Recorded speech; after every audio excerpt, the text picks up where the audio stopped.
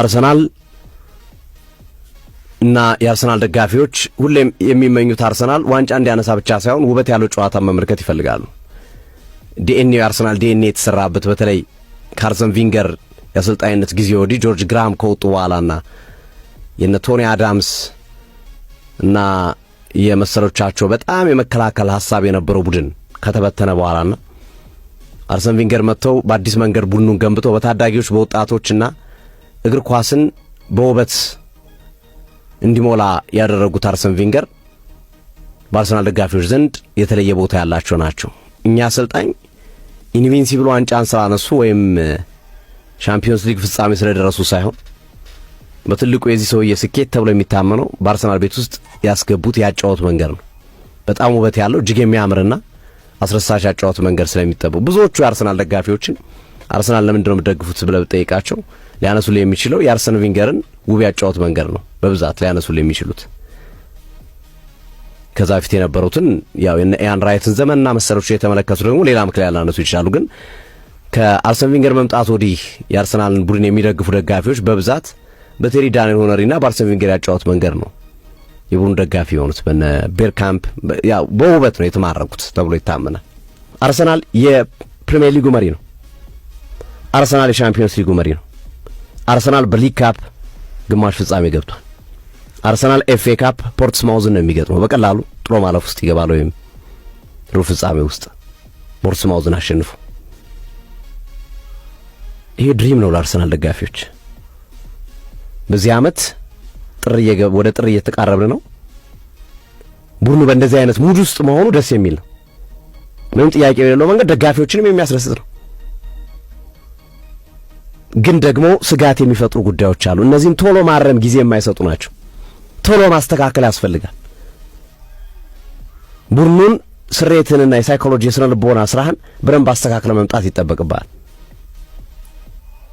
ያንን መሰረት ባረገ መንገድ ካልሰራ ግን አንዲት ስተት ኮስቲ ናት ለአርሰናል። ለየትኛውም ክለብ አሁን አንድ ስተት ኮስቲ ላይሆን ይችላል። ዓለም ላይ ላሉ ክለቦች ለባርሴሎናም ለፒኤስጂም ሊጋቸውን እየመሩ ነው አይደል? ባየር ሙኒክም አንድ ስተት ዋጋ ያስከፍላቸው። አርሰናል በዚህ ልክ ተርመጥምጦ ማሸነፉ። ስለዚህ አንዳንዴ ድል ከድሎች ጋር ይያያዛል። ፍቅር፣ ጥረት፣ ታታሪነት፣ ተስፋ ለመቁረጥ ጥሩ ባልተጫወትክበት ጨዋታ እንቅስቃሴም አሰልጣኝህ በጨዋታው ዝግጁነት ላይ ባሳየው ስትራቴጂ በነበረው ጌም ማኔጅመንት በጠቀስካቸው የቅያሪ መዘግየቶችና መፍዘዞች ውስጥ አርሰናል የሊጉ አውራ ሆኖ ከደጋፊ ፍላጎትና ጭንቀት ጋር አይተዋል። ኤምሬትስ እንዴት በድን እንደሆነ እንዴት ጸጥ እንዳለ። ግን ይሄ ኖርዝ ለንደን ፎሬቨር ዋቴቨር ዘ ዌዘር እኮ አየሩ ምንም አስቸጋሪ ያው የምታውቀው ነው። አየሩ በጣም ፈታኝ ነው። ፍቅር፣ ትናንትና የመድፉ ደጋፊዎች ግን በድል ከተገኘችው 3 ነጥብ ጋር በጎዳናው እየጨፈሩ ነው የወጡት። አንዳቸውም አይገኙም ነበረ። ፈጥነው ነው ወደ ሜትሮ የሚገቡት የነበረው።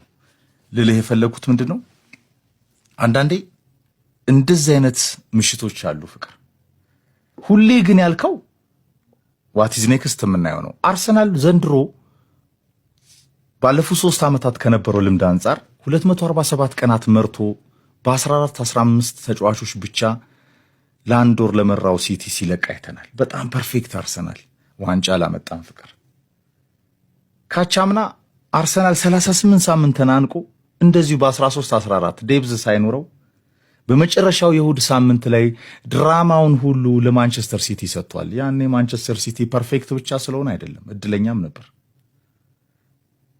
75 ደቂቃ የጄራርድ አስቶን ቪላ የወሰደውን ጨዋታ እኮ ጉንዶጋን እንደ ኩኖጌሮ ሆኖ እኮ ወደ ካምባኩ ሲመጣ የሲቲ ጽናት፣ ጥረት፣ ተስፋ ለመቁረጥ እስከ መጨረሻው ሞተህም መሞከር ቻንሶችን ይፈጥራሉ። ፍቅር፣ ዝሆን ሎተሪውን ወደ አንተ ያመጣልሃል።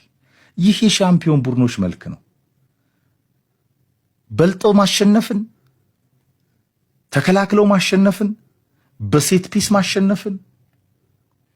አርሰናል እኮ ዘንድሮ ፍቅር ስቶክንም ይመስላል አይደል? ዴክላን ራይስ አይተዋል አንዳንዴ የሚጥላቸው ረጃጅም የእጅ ኳሶች። አንዳንዴ አርሰናል ባርሳ ማድሪድንም መስሎ አይተናል። አንዳንዴ ደግሞ የዘጠናውን የዚህ የ19 ጀርመንን ይመስላል ቲፒካል እንደ ጀርመን።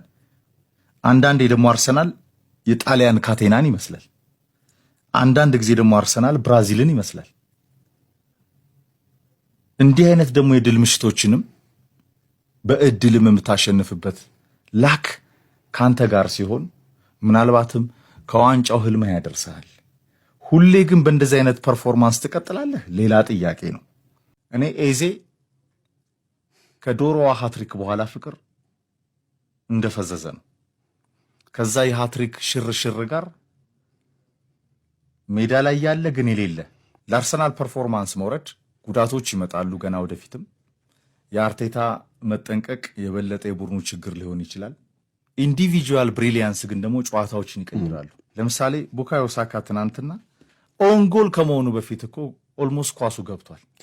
ብሩኖ ጊማሬዝ ከኮርና እንዳገባው በኒውካስል ጨዋታ ይህ ፐርፌክሽን የቡካዮ ሳካ ነው። ፍቅር አርሰናል እንደዛ በፈዘዘበት እንደ የዚህ አይነት ተጫዋቾች ደግሞ በጣም በተዳከሙበት ከሰሜን ለንደን ሃትሪክ በኋላ በተከታታይ ጨዋታዎች ዮከሬስ ሁሉን 0-0 አድርጎ በወጣበት በሁሉም የጨዋታ እንቅስቃሴ 0-0 ሆኖ በወጣበት ቡካዮ ሳካ ትናንትና በየትኛውም መንገድ ግን የዚህ ተጫዋች ድሪብል እንኳን ቢቆም ፍቅር ተሻጋሪ ኳሶቹ አደገኞች ናቸው። ያ ኳስ ባይጨረፍ ጋብርኤል ጄሱስ በትክክለኛው ሰዓት ቦታው ላይ ነበረ። ጎል ነው። ወልቭዞችን መልሶ በመብረቅ ያስመታ፣ ሰሜን ለንደንን በጩኸት ያቀለጠ፣ አርቴታ ከፈነጠዘ በኋላ መልሶ የተናደደበት በራሱ ነው መናደድ ያለበት።